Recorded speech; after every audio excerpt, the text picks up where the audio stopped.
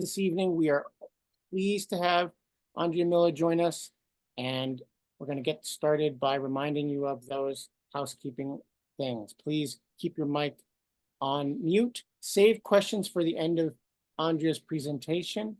And with that, I would like to give the spotlight over to Malia Hausnet, our UUSJ Vice Chair and Seminarian, who will light the chalice for us and offer some framing and grounding words to get us started.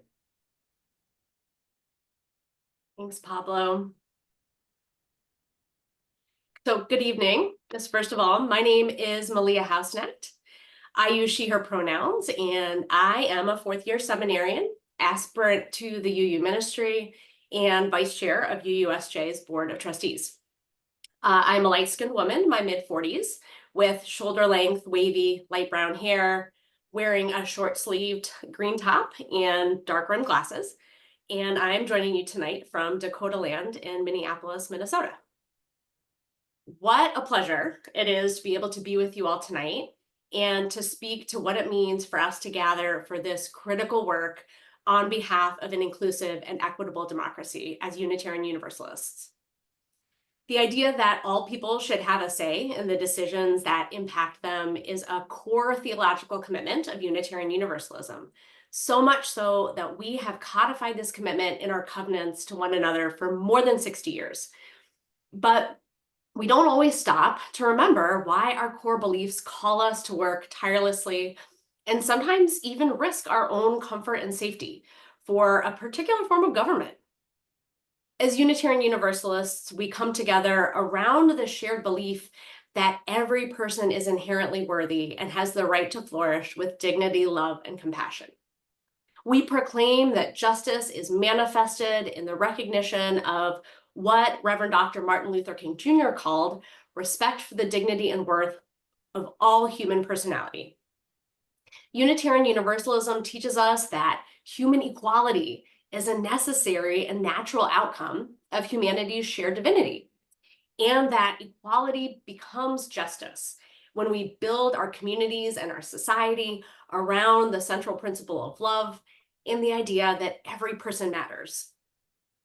True belief in human equality forces us to eschew hierarchical and authoritarian systems of power and decision-making, and to embrace democracy as a means of social relationship on every level, even and especially in moments of conflict, when mutual respect and care are most challenging and most needed. And we're going to see a lot of that tonight, I'm sure. We cannot forget that our commitment to democracy comes from and runs as deep as our affirmation of human equality, the theological concept out of which it was born.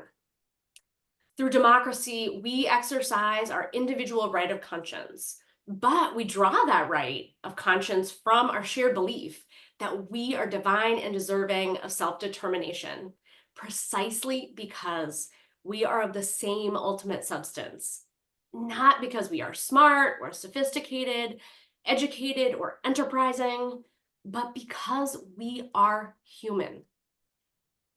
And no single human conscience or consciousness has the full answer as to what is right, moral, or just.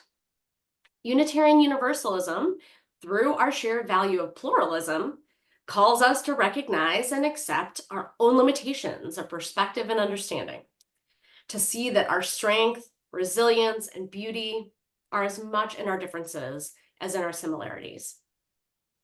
The right of conscience and religious commitment to the democratic process is a theological commitment when also understood in relationship to our belief in the radical interdependence and interconnectivity of all living and non-living things, King's inescapable network of mutuality tied in a single garment of destiny.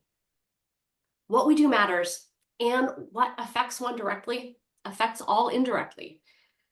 Democracy is given sacred sanction by the simultaneous affirmation that we are all equally divine by quality of being human and all equally limited in our perspective, and thus dependent on the perspectives and wisdom of others to make decisions that are, in the aggregate, more moral than immoral, more liberatory than constraining. Democracy is a sacred relationship of shared power that acknowledges individual divinity in the context of interdependence, rather than the simple right to cast a vote in a competition of ideologies.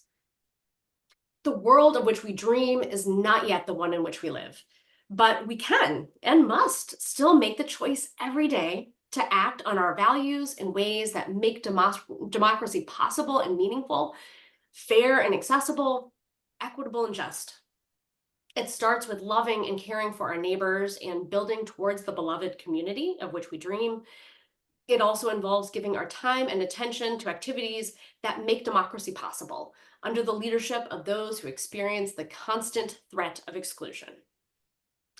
This means prioritizing, reaching, and supporting the communities and individuals who have been denied access to our systems of governance, and those who have rightfully questioned whether the existing systems can or will ever address their needs.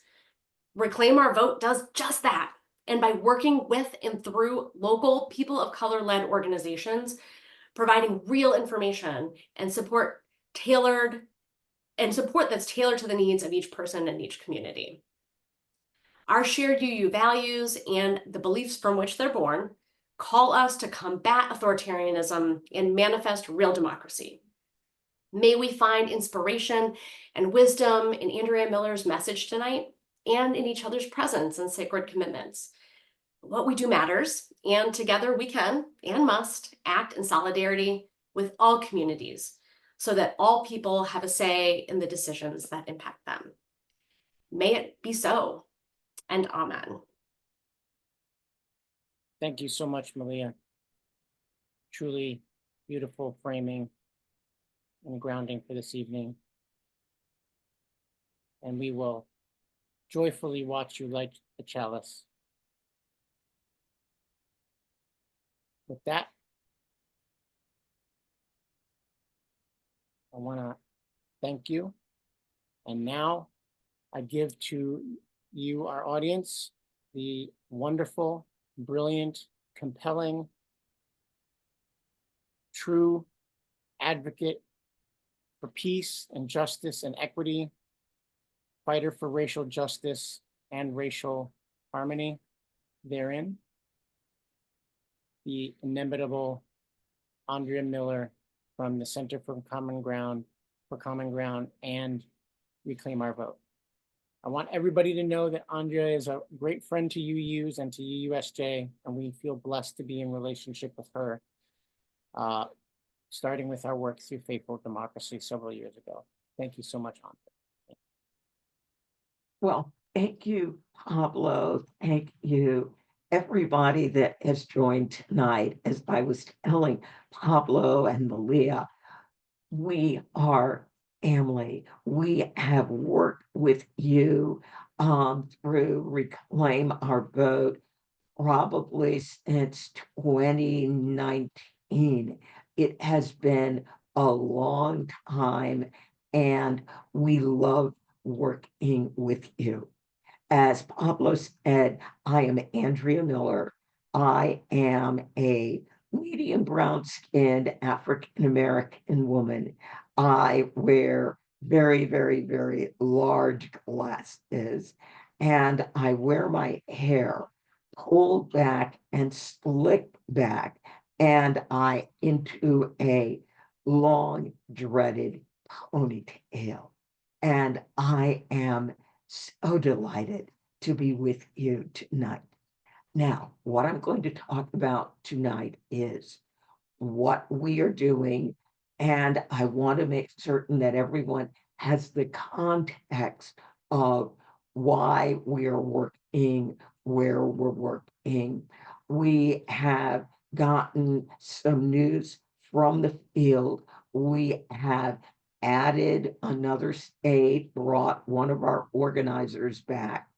And as Pablo said, this really is going to be an election that the repercussions will be felt or generations. This will be one of those elections where our children, our grandchildren will want to know, and what did you do in the 2024 election?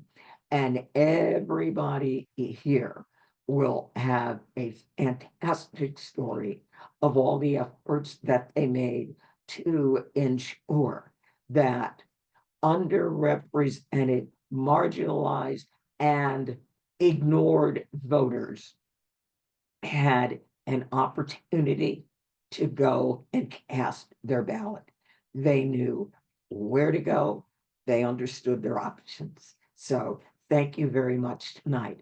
One of the things I used to say was I had taken an old Aboriginal saying and I had updated it for what our current circumstances are. And that saying that I use is, your liberty is bound up with mine. Whatever I don't have, you stand to lose.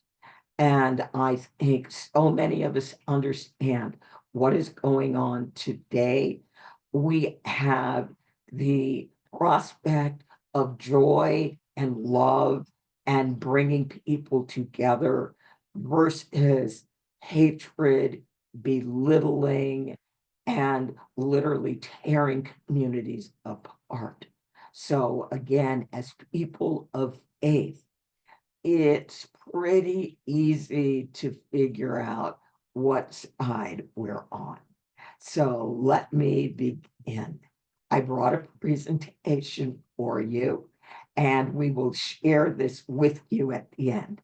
So for those of you who may not be familiar with Center for Common Ground, we run a number of programs. You are all familiar with Reclaim Our Vote. That's where we do postcarding, we do phone banking, we do texting, and now we do canvassing. We also have an internship program called Students for Voting Justice. We have democracy centers, which Pablo referenced, where they are in communities, and most of our communities are low income, and they are the trusted partners of the fellow voters who live there. We have Vote Equality, which is run by one of my board members, and they work very, very hard on gender equality. And we haven't decided if we're going to run our billboard campaign this year or not. Now, our mission is a very simple one. We were founded to educate and empower underrepresented voters in voter suppression states so that not only can they engage in elections, but after the election, they can advocate for their right to vote. Together, we can build a democracy that prioritizes the voices of all people. And as they say in Mississippi, all means all, y'all.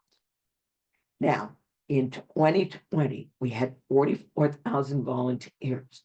We contacted 14 million voters, 9.4 million of them by postcard, 2.9 million by text message, and 1.7 million by phone calls. So you see that pile of postcards. That was in the executive director of the RAC, Religious Action Center on Reform Judaism, because he was one of our postcard packagers. Now, 2024 is a whole new year. We have 85,000 volunteers. And since there are 85,000, we had to increase our goal. Our goal is to contact 18 million voters, probably 12.5 million by postcard, 3.5 million by text messages, and 2.5 million by phone call. And you can see the technology that we use. We use PDI for our data that is the best data available in the country. Our addresses and labels are distributed through the Sincere system that was developed by one of our former volunteers. Outreach Circle is our texting platform. Now, where are we working? And I forgot to update this slide. In 2024, we are working in Virginia, Georgia, North Carolina, Florida, Texas, Alabama, and literally yesterday, I signed an agreement. We are going to work again in Wisconsin. We worked in Wisconsin in 2023 on the Supreme Court race. So we will be back in Wisconsin again. Now, what I want you to do is I want you to notice the state of Georgia. The percentage of the Black, and these are registered voters, population in Georgia, it is 34% Black. And if you are wondering why Georgia is ground central or ground zero for voter suppression, that is the reason why. 34% of the registered voters in the state of Georgia are Black. Now, most of our states, the registered Black population is significantly smaller. Now, we are working in Texas because even though the African American population is only 7.75%, and that's still 1.3 million people. All right, so those are our states. Now, the outreach where we're working in Virginia, Congressional District 2, 7, and 10. District 7 and 10, the incumbent member of Congress chose not to run again. CD10 illness, CD7, Abigail Spanberger is running for governor. CD2, that was Elaine Luria's old seat. In North Carolina, we are working in the counties with the largest Black populations. In Georgia, CD2, 6, 8, and 13. In other words, Atlanta, and then going out into the Georgia Black Belt. Now in Florida and Texas, we are working only with women. And in South Carolina, we are working in South Carolina Black Belt, otherwise known as the PD region. Florence, Darlington, Chesterfield, Marlboro, Dillon, and Marion County. Alabama has a brand new majority minority district in Congressional District 2, which starts in Montgomery, the gateway to the Alabama Black Belt, and goes due south to the city of Mobile. So that is Alabama's southern Black Belt. The other Black Belt heads due west from Montgomery to Georgia. Now, we were very proud to announce on August 26th a partnership with the James Brown Family Foundation, and they allowed us to create a new postcard with James Brown. And now many people know James Brown as the artist, you know him as the musician, you know him as the godfather of soul. James Brown was born in South Carolina and lived in Georgia. He was a huge voting rights advocate. So we are very, very excited to have this private label postcard. We also decided we were really going to go with art for postcard. and we contacted the artist Amir Kadar, and we had them update our old Vote Your Power postcard. And when we did that, we were showing it to an 85-year-old donor who said, "Do you only send postcards to older voters?" We're like, "No, we send them to younger voters too." She said, "Then you need to vote your future postcard." And we went back to Amir and had him do a new banner. So those are our new postcards for 2024. We say they're private label because they are not available through Vista Print. They are only available through our board members, Rich, and she has a copyright permission directly from the artist. Now, postcards. Florida is live. Actually, Wisconsin and Alabama is basically live. So Wisconsin is the only state where we have not released addresses. So all these states, the addresses are available, and you can contact your organizer and get addresses. Now, Virginia starts voting for the November election in 10 days on September 20th. So the mail date in Virginia is literally now. If you are writing Virginia postcards, you can literally write and mail. For Georgia and North Carolina, because we have heard from the folks who live there, there are problems, big ones, with the mail. We are mailing those a little bit early, September 15th and 30th. Now, I'm going to go through this slide rather quickly because you are going to get it. These are the percentage of addresses that have been assigned to writers. And this week, we did 191,000 addresses were assigned this week. We have already assigned 2.2 million of 4 million. And we're going to be adding Wisconsin, and we are going to be adding more addresses for Virginia. And frankly, I have more addresses for all of these states. So there will be no problem keeping up with demand. Now, I thought you would enjoy this. One of the things that is very unique about this election is our in-state Black voters, the Divine Nine, the Black fraternities and sororities, are stepping up, and they are doing postcards for their state.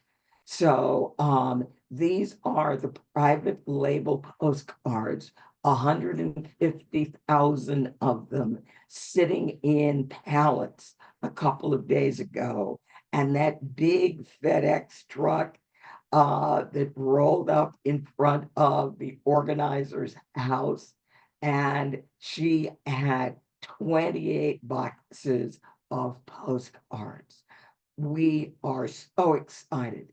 We just heard from the D9 in Alabama. They want 20,000 postcards, and we are hearing from other groups in the Divine Nine who want to do postcards for their own states. So this is huge. Phone banks. We run phone bank training, National Guided Phone Banks, every Tuesday, 6 to 8 p.m.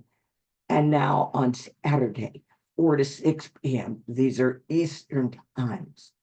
We are getting good feedback about our phone banks. People really think they are easy to use. And so we encourage you, if you don't mind talking to people and leaving messages, to sign up and make calls using our phone banks.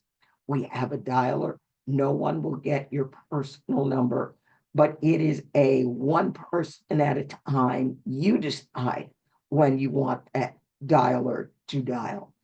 And because a lot of our voters are rural, a lot of our voters are older, we leave messages. And for every one of the states where we are phone banking, we actually own a real phone with a real phone number that is sitting behind that dialer. And so when people press the button to call us back, we actually can transfer the call from that actual phone to one of our trainers that is standing by during the phone banking. Impact of phone calls, you're going to get this. This is from Petersburg, Virginia. It's old data, it's 2021.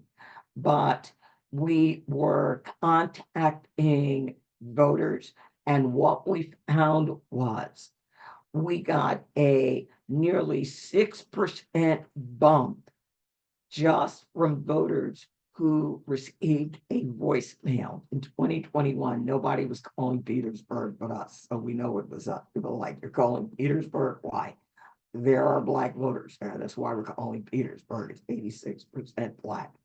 And for people where we actually had conversations, that increased turnout 17.3%. So that was huge. So remember, the voters that we call, no one, and I mean no one, is doing any outreach to them. They are not being called. Nobody's knocking on their door. And we are the only ones sending them postcards. Why our phone banks work, we leave messages. We are contacting registered voters. We have used the same data for years. So our data is very, very clean.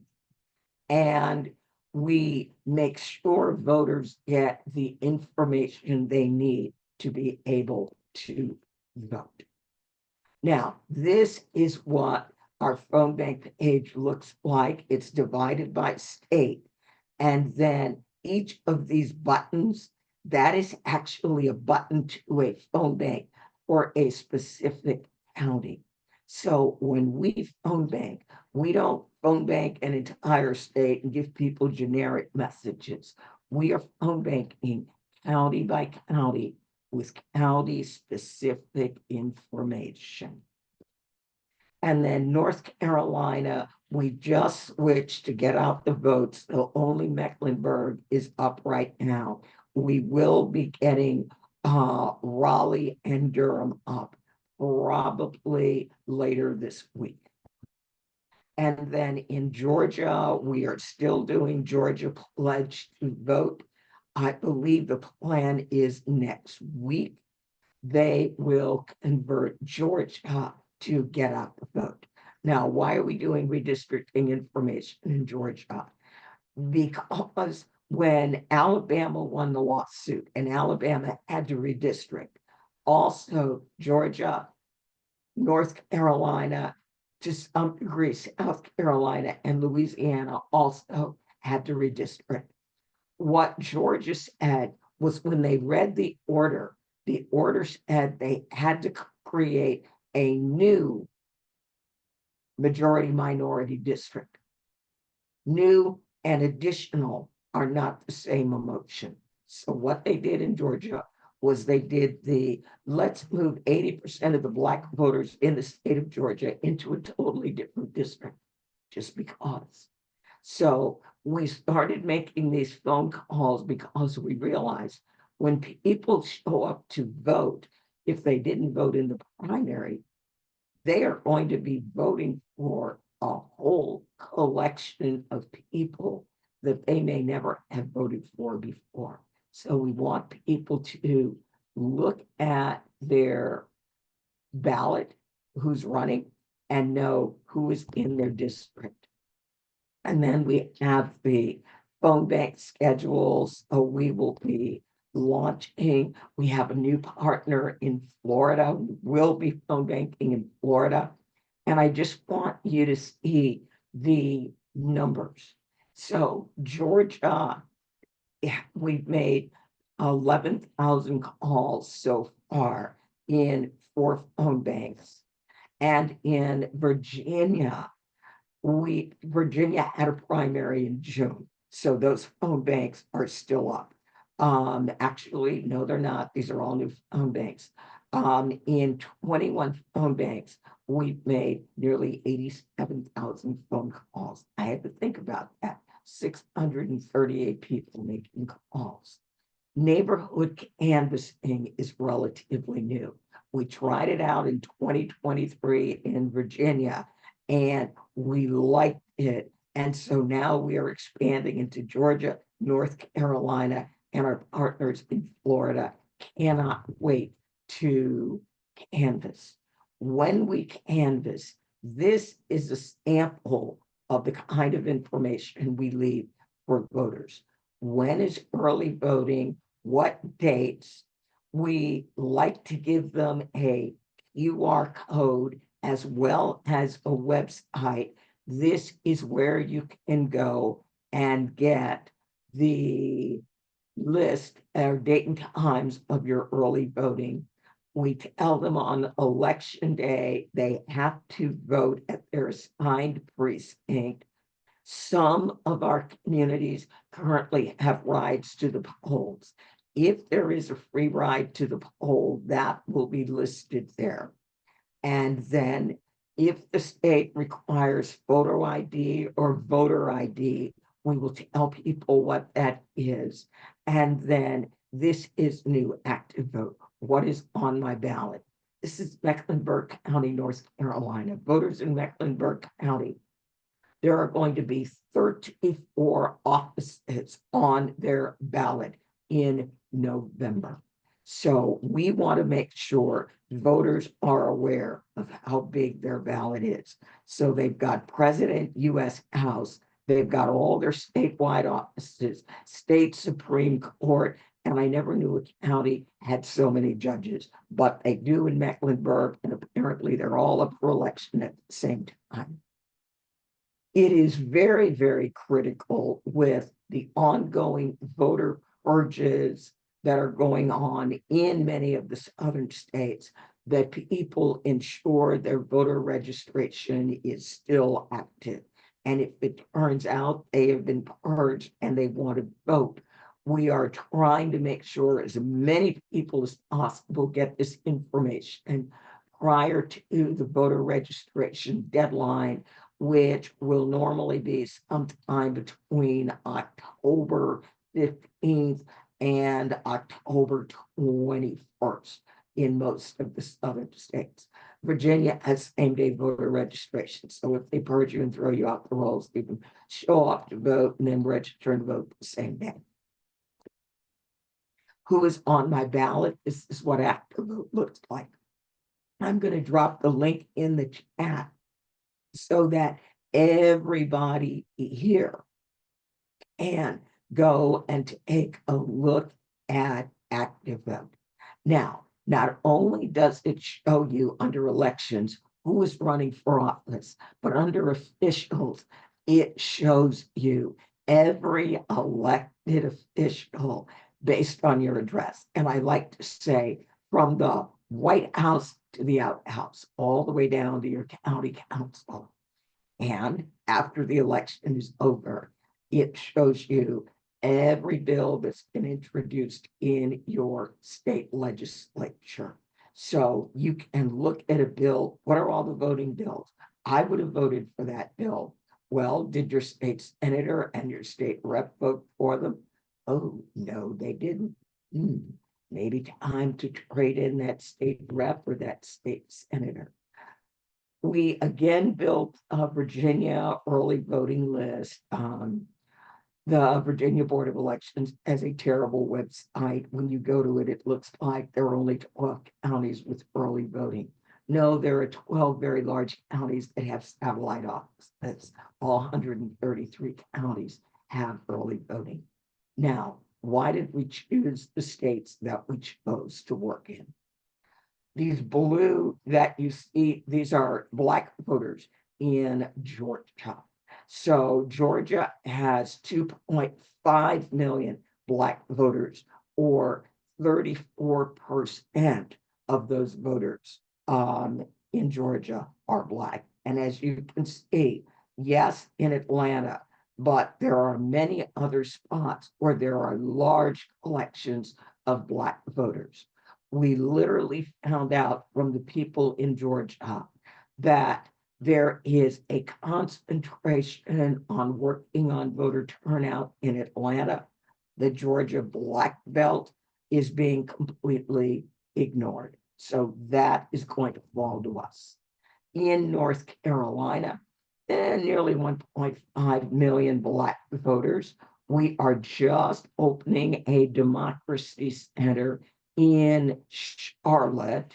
And then up here, you can see Raleigh, Durham, Greensboro. You can see where all the large populations of Black voters are.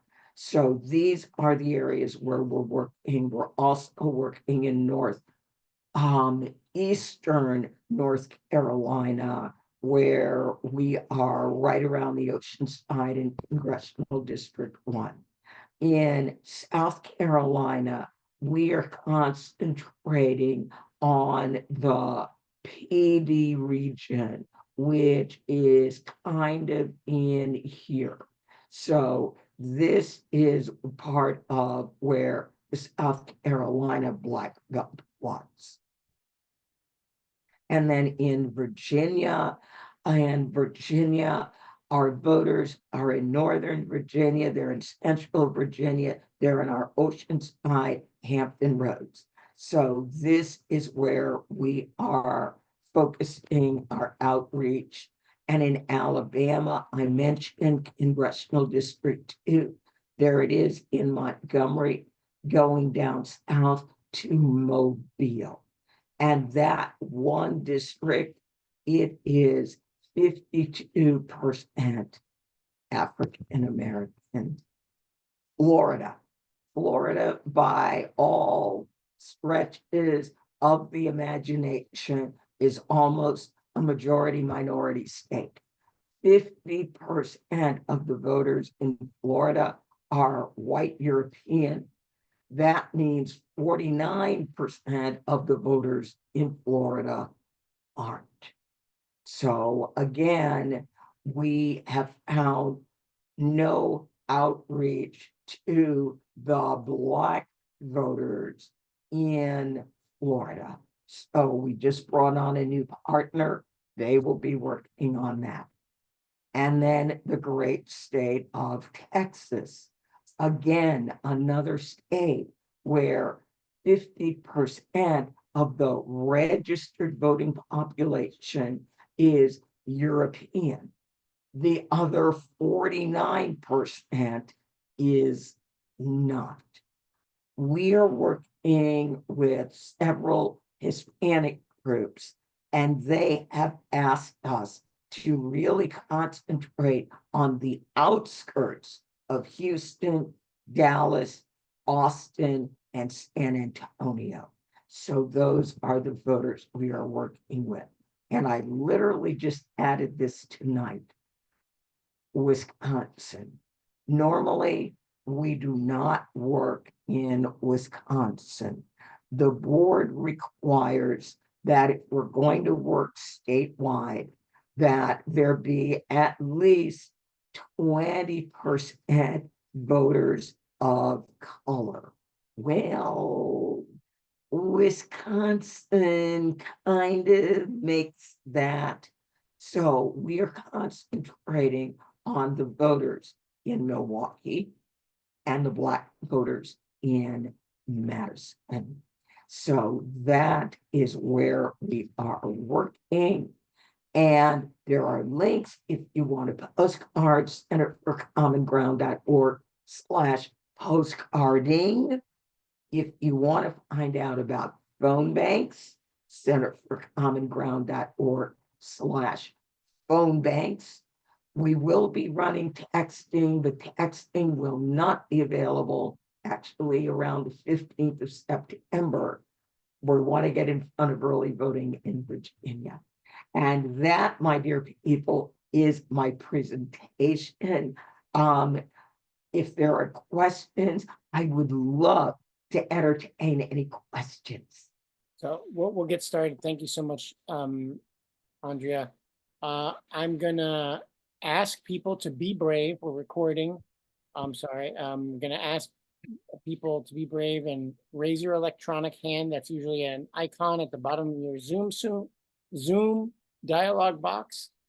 But I'm gonna kick it off with a question from the chat, just while everybody's finding their buttons and everything. Kathy Partridge asks, what will be the mailing date for Wisconsin, since you just finished talking about Wisconsin? Wisconsin will be write and mail. So we're only going to have 206,000 addresses. So when we put those addresses up, we will tell people you can write these cards, and as you write them, you can mail them. Great, thank you so much. And as people are looking for their buttons, I'll just ask, Andrea, you laid out the case for why the center focuses where it centers, it does so well. Can you talk about some of the concerns and grumbles that have been sort of emerging over the summer? What will voters of color do in this election? What about the youth voters? How is what you're doing helping to make sure that voters of color, youth voters are all understanding the full implications and consequences of this election? Is that something that I hear from Unitarian Universalists about practically every week or so? What are we doing to make sure these populations are engaged? Well, number one, when we talk to voters of color, we have first done a survey. People in their community have done a survey. What is important to you? What would make your community better? And we've received input from the community. Many of our communities are hosting town halls where they are talking to people who are running for office, and they are telling them what's important, and they are asking, how are you going to help us make this work? Affordable housing is a huge issue with virtually all of our communities. And it's going to be very, very interesting to see what the candidates do and say, or do they even notice it at all, about affordable housing. One candidate has definitely noticed. And again, we want to make sure voters have information. In 2021, after the Georgia election and the runoff, the Georgia NAACP surveyed 2,000 Black voters who did not vote in that election. And the top three reasons given for not voting: number one, I didn't know where to vote. Number two, I didn't have a way to get there. And a very, very, very distant third, I didn't like any of the candidates.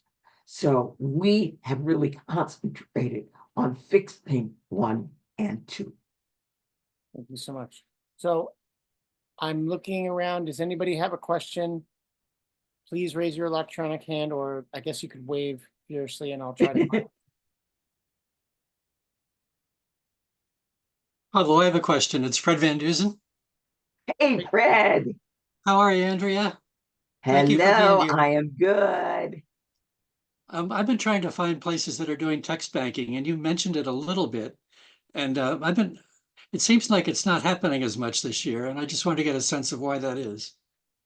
Well, there's 3 reasons. Number one, texting is very, very, very, very, very expensive. Number two, in order to text, you must have the voter's mobile number. And that means generally voters who registered a long time ago, when they registered, if they gave a phone number at all, it might have been a landline. And number three, and it's kind of like postcards, if your message isn't good, it will be expensive and ineffective. So I've had people say, oh, why do you bother with postcard? They're ineffective. Well, yes, there are some postcards that are very ineffective. Ours are very effective because we give voters the information they need to vote. Thanks so much. So yes, we are doing it, and our vendor buys cell phone numbers every 90 days. Wow. Yes, that would be expensive if you're having to buy them. And I guess that's what you have to do in order to be effective. Yes. I dream of a day when USJ's budget would allow that. I'll just say that. David Strauss, longtime friend of UUSJ, former board member. How are you doing? So I've been frustrated so far. I've applied for 2 sets of postcards from other organizations, and neither one of them has come through. If I order postcards tomorrow, will I get them in a couple of days from Common Ground? Are you ordering private label postcards from our board printer, or are you ordering them from the big printing house, Vista Print? I don't know. I just thought I would go to the website you mentioned and see Right. if I could get the postcards. Whatever Yes, will work. Well, our website lists 2 vendors. If you only want a few, they recommend our board member who has all the beautiful private label postcards. If you want a lot and you're going to be a packager, then we normally suggest go to Vista Print. There was a snag on the website yesterday where you couldn't buy postcards. They fixed it about 3 hours after we reported it. So when you buy postcards, you will get them. And what state are you in, David? Maryland. All I'm in right. Maryland, but I'm excited to send postcards into Georgia. Well, I asked what state you're in because the organizers for Maryland, Roxanne and Nancy, are fabulous. If Okay. you have never postcarded with us, there'll be a box. Contact a regional organizer. You can write them, hey, I'm new. They will get back to you with, all right, how many postcards do you want to write? 500. All right, we're going to get you 500 addresses, and they will make sure you know how we postcard, because we are effective because of what we do. So you don't write your own scripts. We are going to give you a script, and we have different scripts for every county that we write to. So Thank let me you. follow up on that. Andrea, is it possible for UUs living in Maryland or Virginia to write postcards to Georgia, Texas? Oh, yes. Okay. Yes, you may write postcards wherever you choose, whatever state you like. We have a regional organizer that is there to support your efforts, making sure you get your postcards, making sure you get your addresses, and you know what to do with them. Yes. Thank you so much. And by the way, that's not to suggest that Maryland's Senate race isn't important. We don't want the special alchemy of the Senate to change too much. Right. Tony, a member of our Well, Democracy Action Team. Thank you so much, Tony, for joining. Oh, hey, Tony. question, Andrea, I read on your website that your postcards they raise voter turnout by a little under 3% in one study that you did. Is that the latest information you have about the impact? We wanted to do the study in Florida, but the data partner gave us such junky data, we could not do anything with that. So we are doing a new study of Virginia in 2023. I don't know how long it will take them to get that done. Their first priority, of course, is getting all the addresses loaded into Sincere, making sure everything is ready for the volunteers. And then they can go and they can figure out the studies. How impactful were we in 2023? We sort of hate to use that year because it was a Virginia statewide election as opposed to a federal election. So we are working on getting new data. All right, thank you. But 3%, 3 percentage points, I should say, it strikes me as very good. Yes, because a lot of elections are won and lost by 3 percentage points or less. I mean, in Virginia, we lost a Virginia State House seat by 1 vote. Wow. Thank you. And if that's not a good reminder that everybody should vote, I don't know what else is. Florence, please ask your question. Unmute.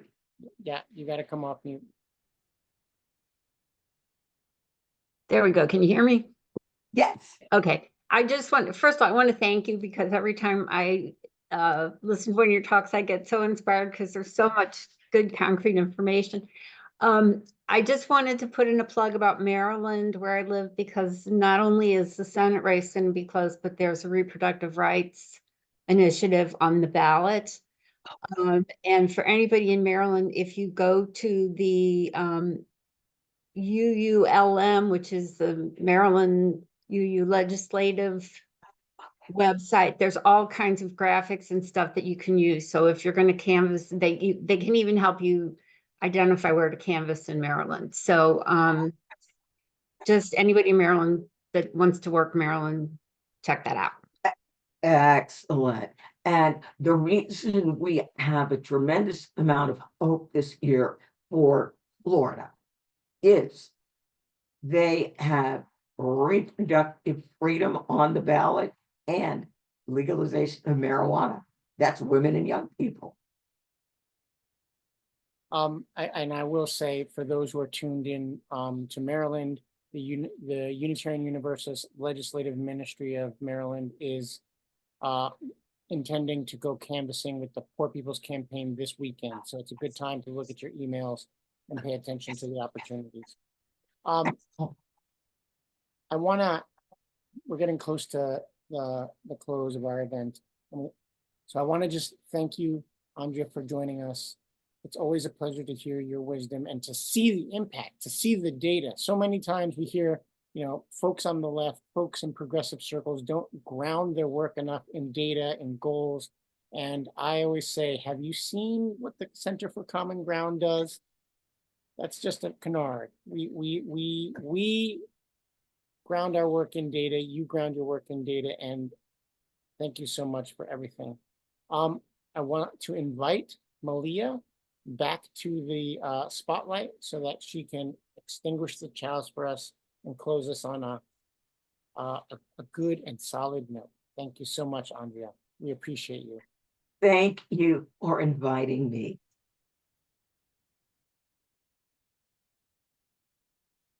Thank you, Andrea, absolutely, for your insightful words and your tireless commitment to the sacred work of inclusive democracy. And thanks for sharing your work with us and providing us with the opportunity to live out our deepest values and promises. As we extinguish our chalice, may we carry away new hope and new commitment, greater compassion and greater connection. May we continue our work for justice with gratitude for this time of learning and knowing that we never journey alone. Blessed be.